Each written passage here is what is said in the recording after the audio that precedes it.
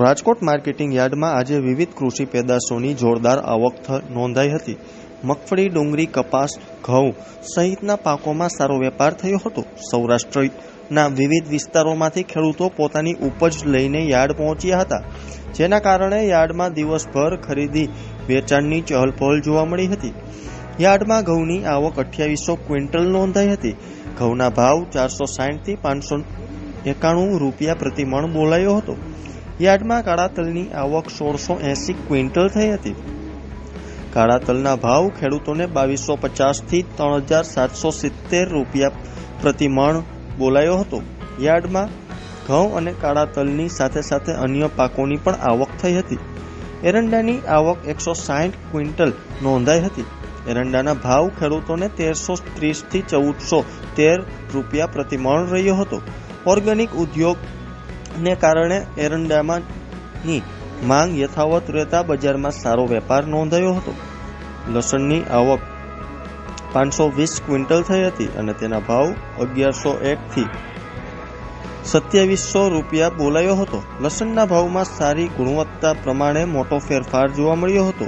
સારી ક્વોલિટીના માલને ઊંચા ભાવ મળ્યા હતા. મગફળીની આવક 400 ક્વિન્ટલ થઈ હતી. મગફળીના ભાવ 1180 થી 1616 રૂપિયા એક મણનો બોલાયો હતો. મેથીની આવક 60 ક્વિન્ટલ નોંધાઈ હતી. મેથીના ભાવ 980 થી 1600 રૂપિયા પ્રતિ મણ રહ્યો હતો.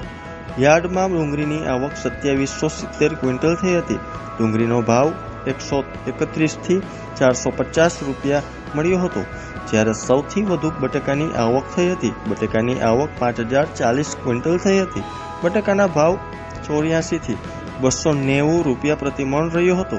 રાજકોટ માર્કેટિંગ યાર્ડમાં સૌરાષ્ટ્રના મહત્વપૂર્ણ કૃષિ વેપાર કેન્દ્રોમાંથી એક ગણાય છે. દરરોજ મોટી સંખ્યામાં ખેડૂતો અહીં પોતાની ઉપજ વેચાણ માટે લાવે છે. વિવિધ પાકોની સતત આવકને કારણે બજારમાં સક્રિયતા જળવાઈ રહે છે અને ખેડૂતોને ખુલ્લા બજારમાં સ્પર્ધાત્મક ભાવ મળી રહ્યા છે. યાર્ડમાં વેપારીઓ અને ખેડૂતો વચ્ચે સકારાત્મક વાતાવરણ જોવા મળ્યું હતું. આવનારા દિવસોમાં પણ વિવિધ પાકોની આવક યથાવત રહેવાની સંભાવના વ્યક્ત કરવામાં આવી હતી.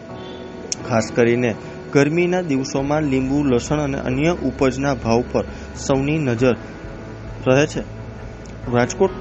રાજકોટ જિલ્લાના ખેડૂતો રાજકોટ માર્કેટિંગ યાર્ડ પોતાનો ઉપજ વેચવા માટે આવે છે.